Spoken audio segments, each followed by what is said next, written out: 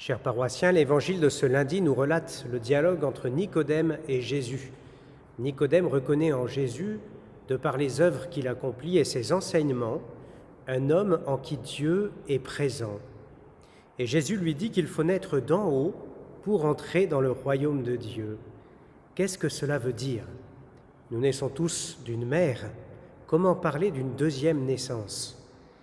Jésus explique, il s'agit d'une naissance non pas charnelle, mais spirituelle, qui donne accès au royaume de Dieu, à la vie divine, à l'éternité.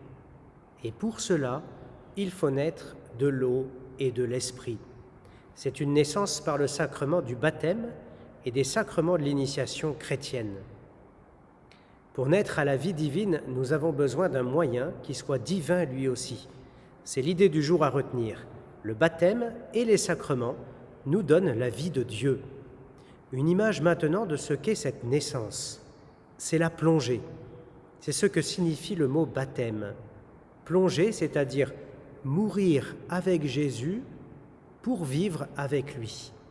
Mourir au péché pour vivre de la vie de Dieu, pour naître à la vie de Dieu. Ce cadeau nous est fait grâce à la mort et à la résurrection de Jésus. Par le baptême, nous vivons avec Jésus.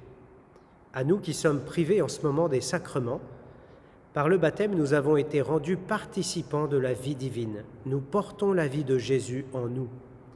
Voilà pourquoi je vous propose, durant ce temps de privation des sacrements, de se recentrer sur quelques exercices spirituels qui nous permettent de comprendre cette vérité magnifique « Je porte Dieu, je porte Jésus en moi ». Deux exercices en particulier, la Lectio Divina, c'est-à-dire méditer les textes de la parole de Dieu, les textes de la messe du jour, et puis l'oraison, c'est-à-dire la prière silencieuse, dans laquelle, par ma prière, j'apprends à découvrir que Jésus est présent en moi. Je pose ce regard sur ma personne. Seigneur, tu es présent dans ma vie, et je laisse cette présence grandir. Au travail. Bonne journée à tous.